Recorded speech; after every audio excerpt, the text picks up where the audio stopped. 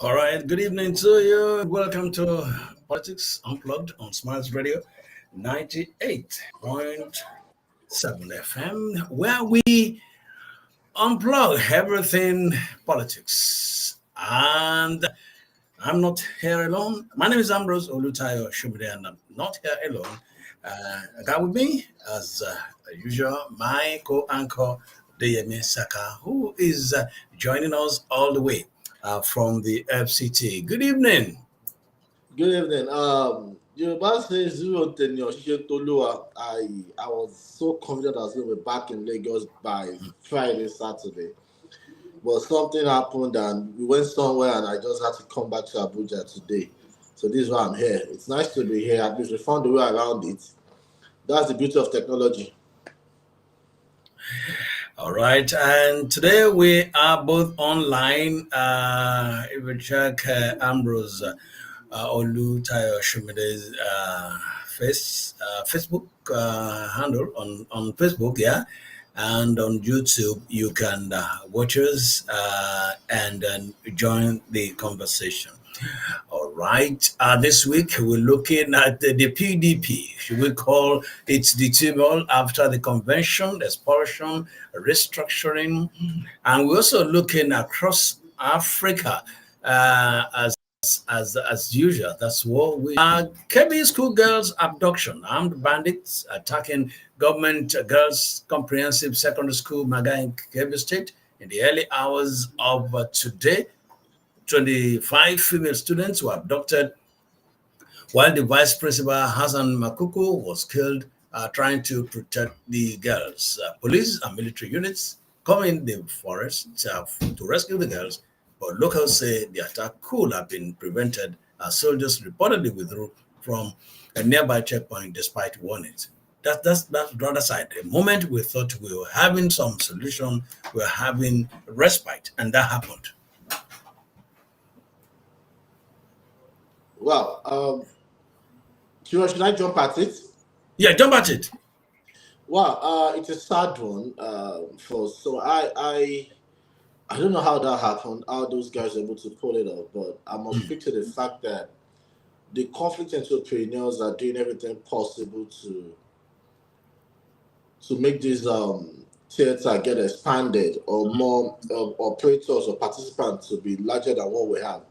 It's a desperate move, and I keep saying this. I don't know why I just have this urge that it's just I don't know. It's scary. It's a repetition of the Chibok girls, and from what I could gather, in the last 48 hours or thereabout, I know of massive air surveillance by the Nigerian Air Force in that axis and Sokoto to Kebbi. And how this happened is something we should still look into. And I believe if what I saw on ground could be sustained and is sustained, the next 48 hours we might have a headway into this whole adoption crisis. But it's a sad one that there's a script, there's a template that's being used over and over again, and we keep falling for it. But I don't know. With the Kaka schoolboys adoption shows that there was an internal collaborator. I'm hearing the same thing. See people, villagers saying that could have been averted. Soldier withdrew. We had a similar thing about the Miango killings in Plateau State. It shows that even if, as much as the government is trying to do its bit and spat and play its role effectively well, there are some internal collaborators, conspirators, that are working at a crossroads with government policies and what have you. And it shows that these are Nigerians working against the interest of Nigerians for whatever reason I don't know. It's sad, and I've been saying, I think for us to have an effective or an efficient counter-terrorism, counter-insurgency strategies, I think we need to rejig the National Security Agency architecture to do more. There's a CTU. This is what the CTU should be engaging or preempting or forestalling, and it's not happening. and I keep saying this with no personal axe to grind with Malano Badu. Aside Wiki, yes, on Wiki is the another burden this government is carrying. I feel it's so inefficient as the NSA. Maybe a chairman of the Nigerian Police Service Commission would have been better, but NSA is not cutting it for me. So I think it's just a failure of intelligence, and if you call failure of intelligence, it's just the NSA's office, and you will be shocked. And I stand to we might just see the next 2 months now that apparently was an intelligence report from the DSS to his office, because they see 2 or 3 of such reports that I never acted upon. That's not about killings in Plateau and Benue. All right, still talking about intelligence and abductions and all of that. There are conflicting reports about Brigadier General M. Uba, commander of the 25 Task Force Brigade in Damboa, Borno State, who was ambushed by ISWAP fighters on November 15. The military came and said no, he wasn't. He led the troop back.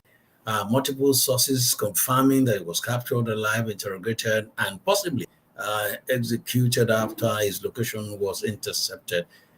And this has generated a whole lot of reading something before we came on the program that there could have been there must have been some sort of sabotage, because I think he gave his location and the troops were after him to get him out. And unfortunately, before they could get there, the terrorists got him and interrogated him and executed him. What are you hearing?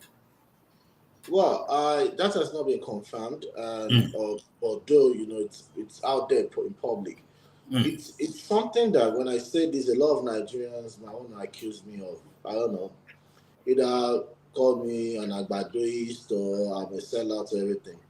The way we love bad news, mm, or the way we pray or we work towards bad news becoming real and true, mm, because unlike the government of the day, is what is killing us in this country. mm, For all we care, for all I've been saying this, uh, we should get more of attack helicopters. We shouldn't be sending our troops out on either whatever mission without at least an attack helicopter for close air support. That would have, neutralized the whole thing.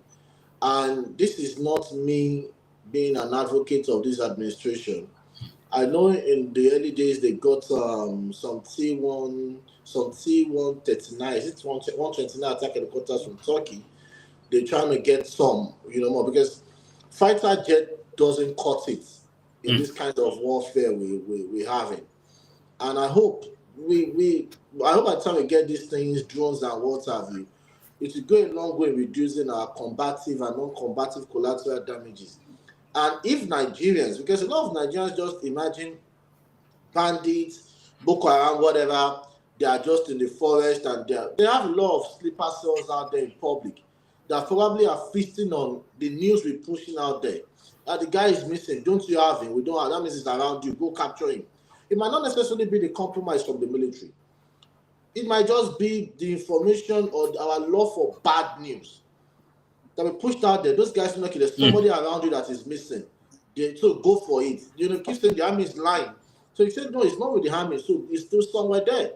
And those guys knew where they struck, and they probably would get there faster than the military. It's not necessarily a compromise on the part of the army. When military, when the Directorate of Information of the Defense Headquarters or the Army Headquarters or what have you are trying to manage information, Nigerians should not escalate it. It's information is what forms intel. If you compromise information, or you have a compromised information, you have a compromised intel. So Nigerians should please, and I keep saying this, 2015 election was 10 years ago. 2023 election was 2 years ago. We have 2 more years to another election. We are still hurting and whining and hating your country because of you lost an election, your candidate is not in office or in power. Now, the guy that we've compromised as a people It's compromised and jeopardized in whatever, and we've reached, and it's probably not with us. Are we now happy? Has it satisfied any good? Does that bring in a Peter Obi or a good luck or anybody into the presidency tomorrow? Or okay, you want an escalation of everything, so you think Trump will now come gun blazing? I think people should wake up and stop this. We should love our country. I've said this before over time, and I keep saying it. Anybody that's close to me knows that I'm not a fan of President Bola Ahmed Tinubu. Anybody that knows probably was so close, that says he knows me very well, tell that Yemi was never in support of 2023 ambition of President Bola Ahmed Tinubu on a lot of grounds. I felt 2023 was meant to be Southeast turn for equity, justice, and fairness. I felt the Muslim ticket was insensitive to our peculiarity as a nation. But they're in office. We have a nation to work, build, and repair. No, we're still playing this bitter kind of policies and putting this country down. So it's an appeal to Nigerians. When the defense military, whether the defense headquarters or defense ministry or branches of military are managing information, please keep short. They don't know how much it costs to train a general,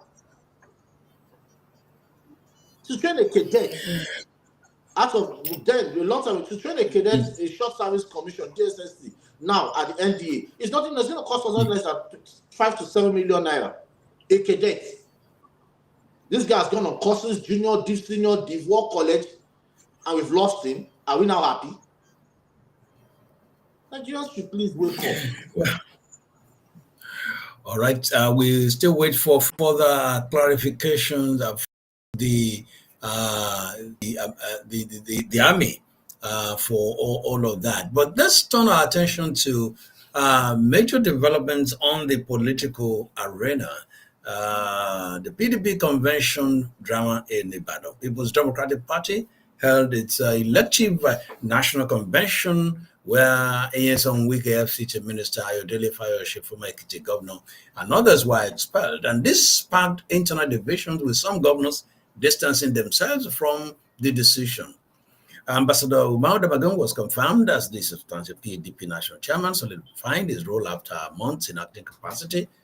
But they also elected another chairman after that. PDP dissolved party structures in Imo, Abia, Enugu, Akwa Ibom, Rivers State, signaling a major reorganization ahead of 2027 election. One other thing that we saw at the convention was the of former President Goodluck Jonathan pushing Bala Mohammed Bashir as possible vice presidential candidate for 2027 and all of that. We should have a PDP stakeholders come on. But let me just let me have your feel. Are we sure it's not Bala Mohammed that got Jonathan's supporters to that venue, or got supporters that became Jonathan's supporters? Because everybody knew Bala Mohammed has been saying he will only step down for Jonathan, and he's also been positioning himself for the vice presidential slot alongside Jonathan. That is one. Two, I laugh at this. Well, like I said, there are three things happening here. There's the Justice Omotosho that has made himself the judge of internal democracy in PDP, just PDP, because everything that has to be PDP is assigned to his court. That is one. There is the Sheyi Makinde's influence too, or input in this whole drama. So Sheyi Makinde knew that yes, he could reach out to Sule Lamido before now. There was not meeting with Sule Lamido a night before. You see, some of these people just do you do the same thing, expecting a different result. There was an injunction. An interlocutory injunction has a lifespan of 14 days. You except the judge states otherwise. You couldn't wait. You could not reach out to Sule Lamido before that time. And I'm saying at the 11th hour for what miracle? And I keep saying this, when it comes to PDP, Sule Lamido is bigger than Sheyi Tinubu. Than Sheyi Makinde. Even in Nigerian politics, anybody might want to disagree, Sule Lamido is bigger than Sheyi Makinde. So does Sheyi Makinde takes him to call him, so what does he think he is? Or who does he think he is? That can stampede Sule Lamido in the PDP? Now they've cast an illegality cloud around the convention. Because if the court, even if the court says otherwise, going against the court's injunction is an illegality. It cannot stand. Forget about the wicked, clownish, whatever, whatever. I think those ones are just trying to, justify their whatever. The governors distancing themselves. So crying out loud, for how long was Wike or would this governor allow Wike to be strangulating PDP? If PDP must breathe, like what President Tinubu said, let the poor breathe. Wike should let PDP breathe. But the weakest side came up with their They are meeting just tomorrow. themselves that they haven't walked in the Wadata Plaza. Those ones are tomorrow. just how many people is in the neck of I was the only person there. In the neck, I was the only person. So how would I constitute any form of quorum that can make a decision on behalf of PDP? And Wike is a lawyer. When you look at the convention in Ibadan, they said some key stakeholders in the PDP were not in Ibadan. Some governors boycotted the meeting in Ibadan and all of that. Yeah. So, are we saying that at the meeting tomorrow, you don't expect those governors that boycotted to be there, or some of the big wigs to join Let the them side? be. You see, at both Wike's faction and Seyi Makinde's faction are just chasing the legality. Because as we speak, there's a court judgment that restrained Seyi Makinde's whatever in Ibadan. He went ahead. Sorry, I'm trying that. He went ahead. So that is an illegality. Wike's showmanship in our data plaza, although it was one that cleared the event and everything, so maybe he still has the key. It's an illegality because just only they don't have the executive powers to summon such, or to form a quorum. So I think like Fayose said, the dead cannot suspend the living. PDP is dead. Sadly, the PDP is dead. All right, let's welcome Dr. Eddie Olafeso, PDP chieftain. Dr. Olafeso, member of the PDP NEC, a member of the People's Democratic Party Reconciliation Committee, a former national vice chairman of the People's Democratic Party PDP Southwest. Dr. Olafeso was also a former PDP national vice chairman, Southwest. He was a commissioner under Dr. Olusegun Agago. Glad to have you on Politics Unplugged this evening, Doctor.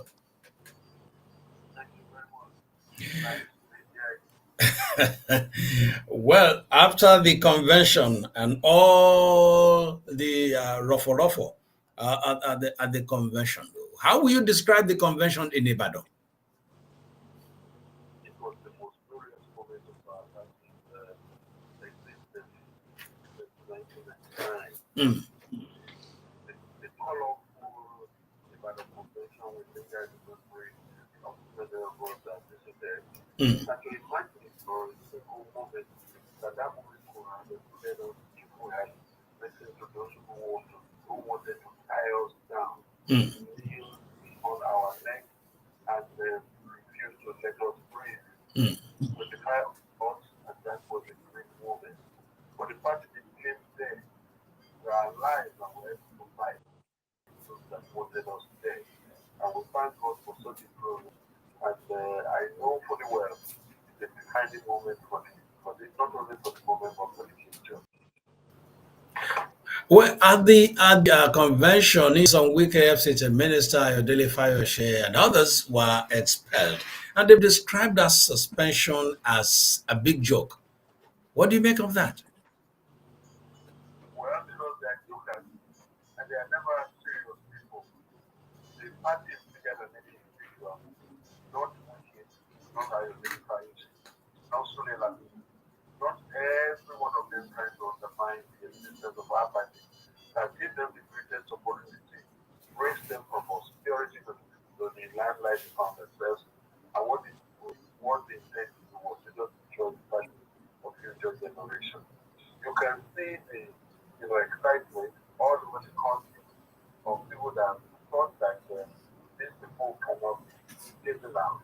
Because when they said that nobody can chase them out of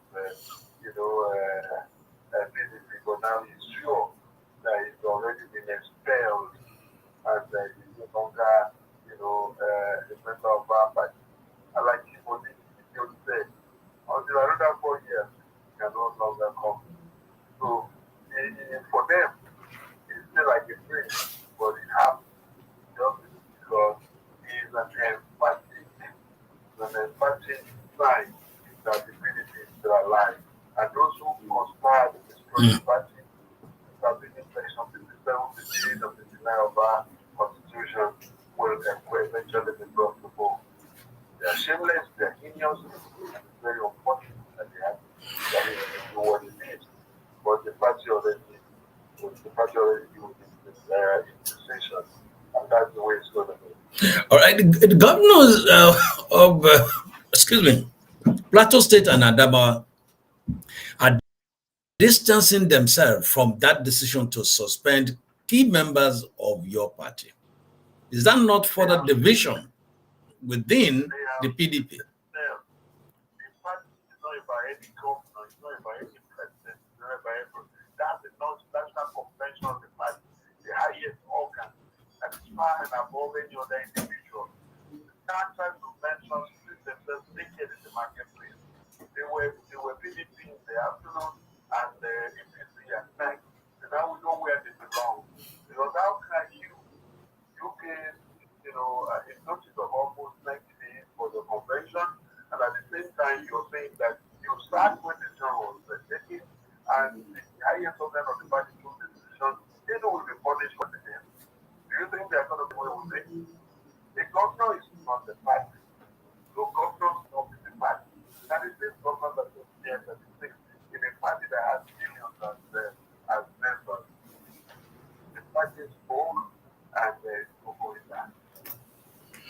All right. Okay. One or two governors are people who less than that. You know who are about to leave. And really, because our party, our people's democratic party, not governors democratic party for crying out loud. They know their opinion that says that let us do this code is that reckless, or let me use the word of my dear friend, underwhelmed people, constantly overwhelmed by problems. All right, my colleague Deyemi Sakas joined us from Abuja. He has a question. Deyemi, go ahead. Well, not really a question. The first thing I want to correct is when you mentioned some people that PDP brought out of obscurity into prominence. I don't think in that list there should be a Sule Lamido. Sule Lamido has been in politics, has been active, has been prominent in our political space before PDP. That's one thing I take exception to. Every other thing, you're fine. And secondly, I don't think as well, because more is about Sule Lamido. Sule Lamido is not, or probably wasn't trying to pull the party down. What did it, because how can you just close the contest? If you are so sure it was a consensus candidate that a bloc is putting forward, even if Sule Lamido had wanted to contest, allow him. If you're so sure you have your delegates in your pocket, the contest would have been fair. And it's not Sule Lamido that is now against the party. It is the party going against a judicial pronouncement. Okay, you respond to that, sir. You people that are closer to Latino than myself, I'm probably going to did not let the world know that I'm currently a member of the board of trustees of the party. Okay. And there is nothing at the CJ from. Former governor Sule Lamido was one of the founding members of the party. Less than number 9 on the list of G34. So I know exactly what I'm speaking of. That Sule Lamido should be aware. And please can you let come from that know that this is the so I don't just I'm a very serious person. Sule Lamido should be aware that when there's a convention, you draw up the timetable for people to collect funds, for people to fill their funds and submit it, and for people to be screened, and for people to actually be given a clean bill of health to contest. If you really are interested in becoming the chairman of the party, or you want to start in any capacity, you must actually comply with the timetable. The timetable is for all bad. He's a very regarded and respected senior colleague in the party, but it's true that what is played into the hands of characters like Layo and that's exactly why a lot of people, not only my opinion, it's the opinion of the party, for certainly the respected father of the party, who was have started by beat down his life, no anger at this moment to those wanting to destroy the party after they have been made.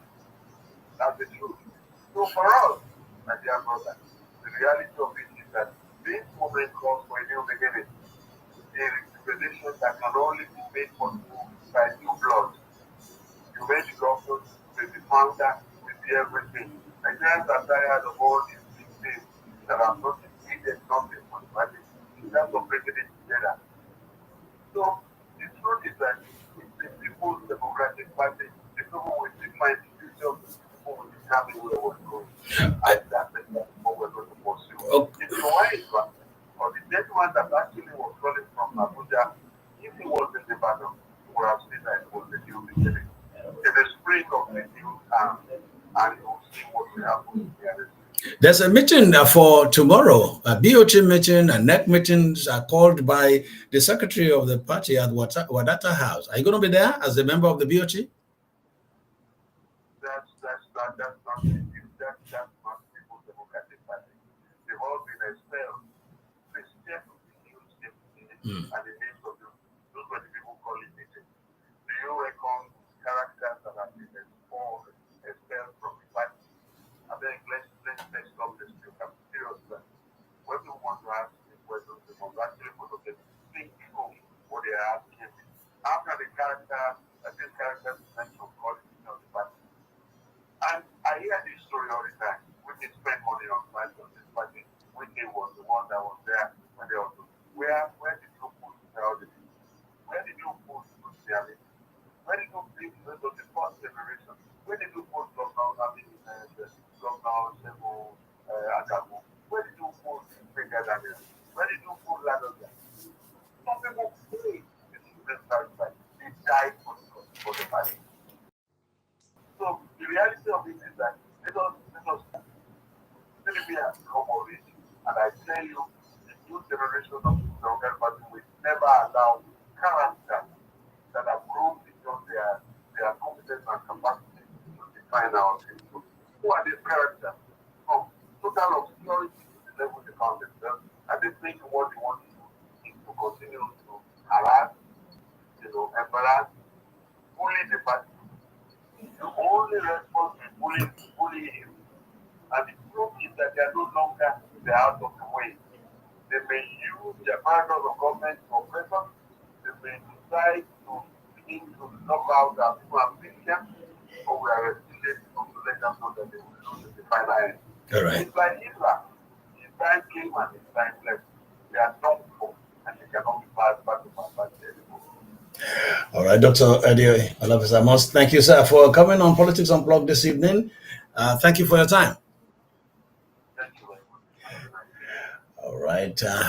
Okay, a member of the BOT Doctor, of the PDP. Doctor, Yeah.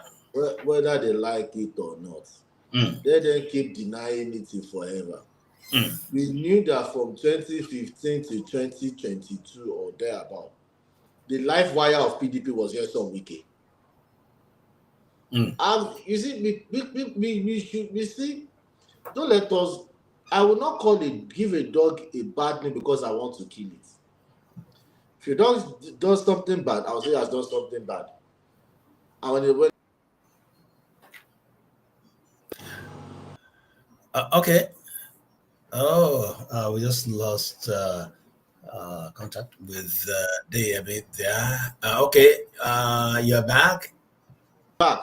Yeah, you're back. So, don't let us lie to ourselves. Unless, if you can, when PDP was owing house rent, the rent at Wadata Plaza, who stepped up?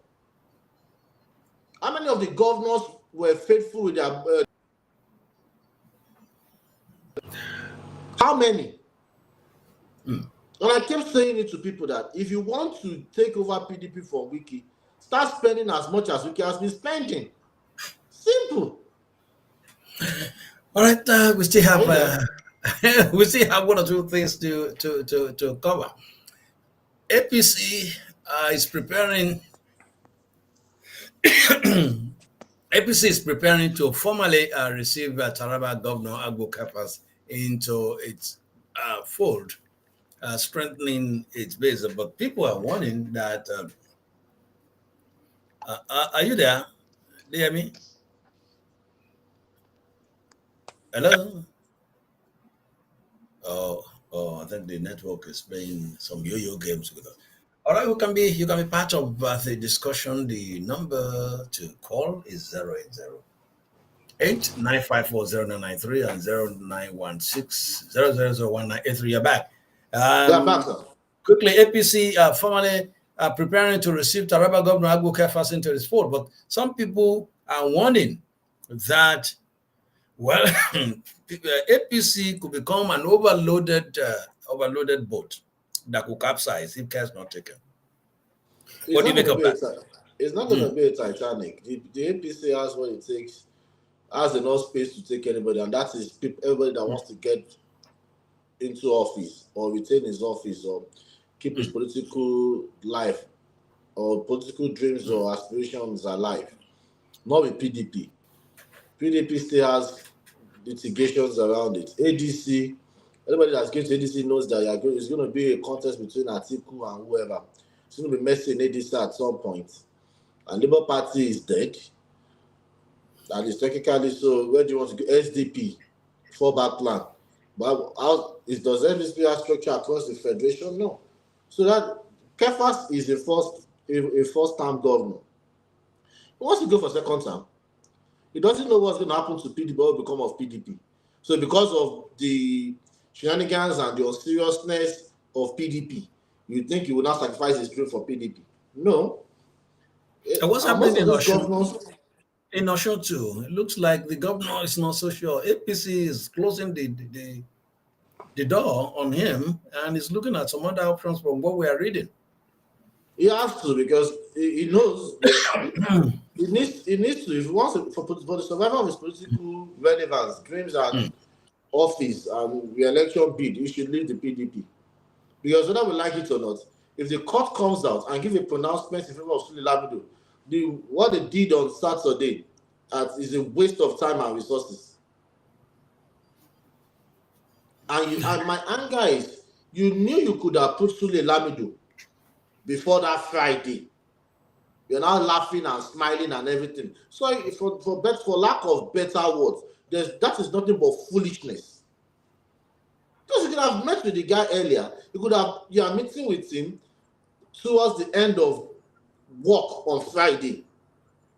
There was nothing you could have done. You couldn't go to court.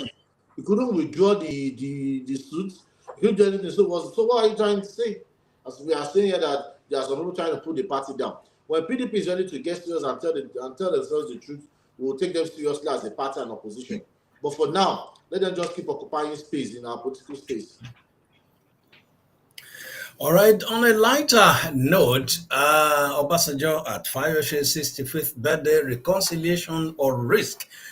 Former President Olusegun Obasanjo attended Ayodele Fayoshe's 65th birthday in Lagos on November 16, despite their nearly 20-year feud. And Obasanjo publicly declared, quote, "You are not the best of my political children, but you have made achievements that must not be ignored. You've asked for forgiveness and you are forgiven." Fauci had long accused Obasanjo of orchestrating his 2006 impeachment. Their reconciliation somewhat is seen by some as a blessing for PDP unity, while critics argue that it could be a mistake that legitimizes past political grudges. And just before we were coming on air, something is now going viral. Some news outlets are spreading it.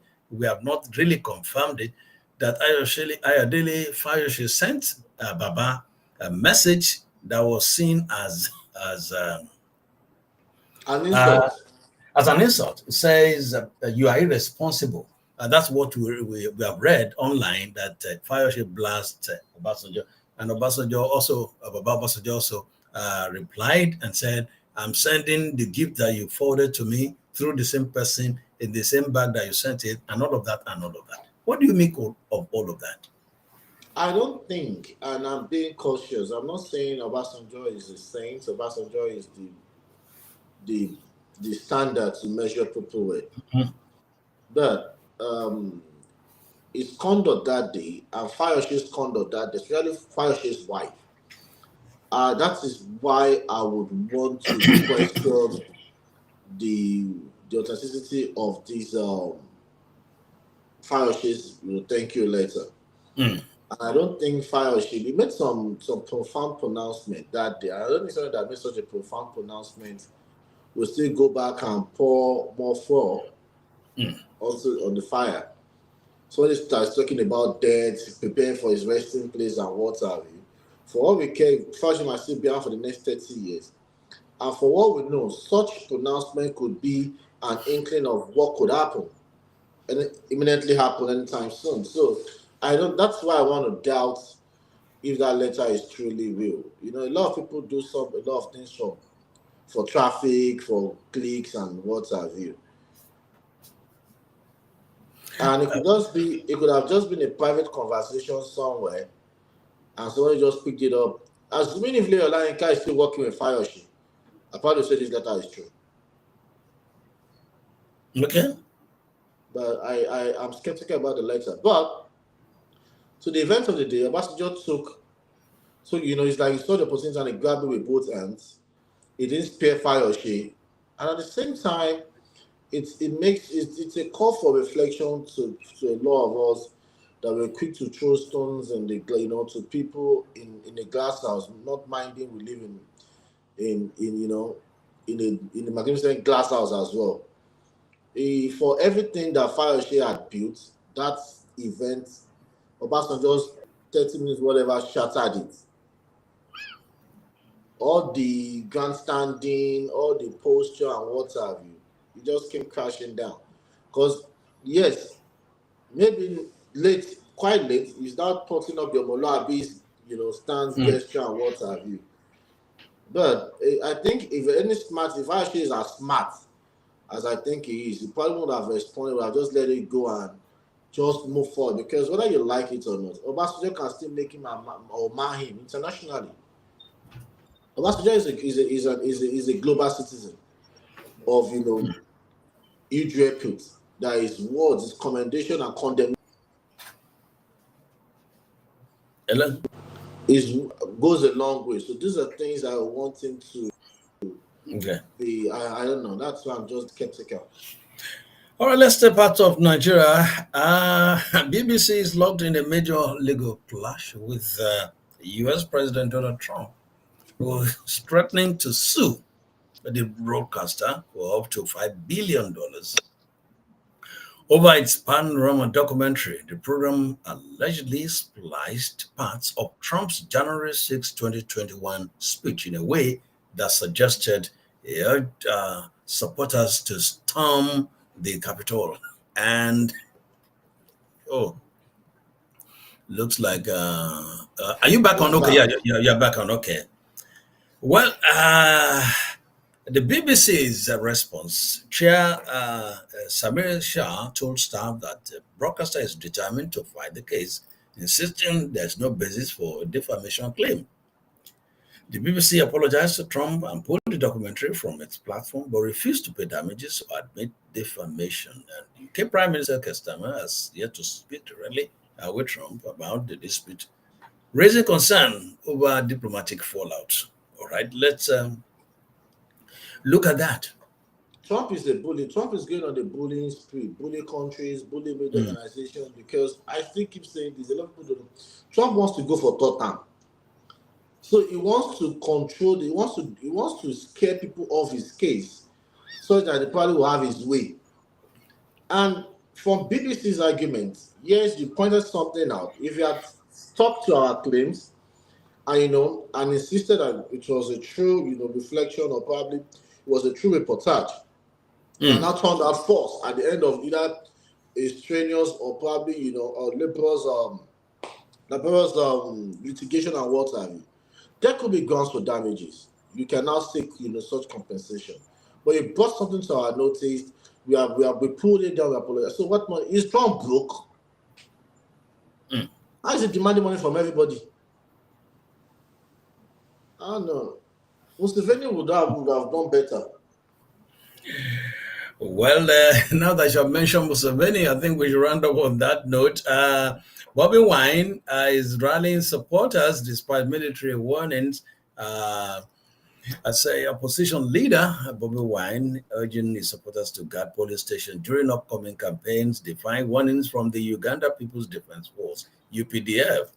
He accused the military of interfering in the democratic process. Meanwhile, President Yoweri Museveni has told the fellow presidential candidates he would dismantle the argument on economic management and social services. He also questioned Bobby Wine's leadership, asking, "What will you govern as president if you burn down the country?" Well, I think I shared a link with you that shows how some dark secrets about Uganda and what Museveni controls. It's a sad one that from Tanzania to Central African Republic to Uganda to Congo DR. It's a sad one. I will just for this Ugandans are just the twin brother of Cameroonians. Mm. Docile, weak, accommodating of everything bad. And that's why Museveni, if Museveni after his 5 years says he wants to go for another term, nothing will happen. They'll make an excuse for him or they'll just be docile. So I think Bobby Wine is a man that found himself in the wrong location with good intentions. We should just keep turning to God because only God that can unseat Museveni. But if he does, his son is in hand. Rwanda, Congo, Right. Tanzania. Look at that, what that woman is justifying in Tanzania. Well, from what we are reading, even though news coming from Tanzania, at times you want to doubt the authenticity because for a very long time there was a shutdown of the internet there. We hear there's some level of rapprochement, either saying that some of the people arrested should be released and not tried, and none of that, and none of that. Setting And up a there's also a committee secret, to there's a investigate report the that violence. says that the military refused shooting at their people and the neighboring country shipped in, mercenaries to be shooting at Tanzanians. And it's sad just to stay on to power. It's unfortunate. All right, we gotta go now. Your round of comments on all of the Well, issues we have covered. I'm happy that the gang of Arodeyo did not come today. Hopefully next week we expect them to come and tell us about the state of roads in Ogun State. All right, our producer is making efforts to get them. We They hope will that they'll run. come. They will run because they know they are coming to life. Okay. So, from the corridors of power, forest in Kebbi, Nigeria's political and security landscape remains as turbulent as ever. The PDP convention reshaped the opposition, Obasanjo's reconciliation with Fayose, state debate, and the tragic abduction of kids is reminding us of the urgent need for stronger governance. And across Africa, constitutional changes, peace deals, accountability efforts show a continent in transition. As always, the question remains, are these shifts blessings that will heal divisions or mistakes that will deepen them? Politics Unplugged, we keep asking the hard questions because democracy thrives when stay informed and engaged. On behalf of the production crew, Kaode Adegbele Oluwatoyin Tumshe Fonosho Goshola and Shola Ainfe, everybody. I remain yours sincerely. I'm Rosolutayo Shemide. And I'm there, Mr. Aka. Hopefully, you'll be back in the studio next week. God Hopefully. willing. God willing. Yeah. Okay. Inshallah. When you're coming, please I'll make not sure stay you any don't, longer than necessary in Abuja. don't fight on board because we're reading on and seeing pictures of two gentlemen that fought Two on what? Two gen? They're not two those guys are gentlemen. two touts.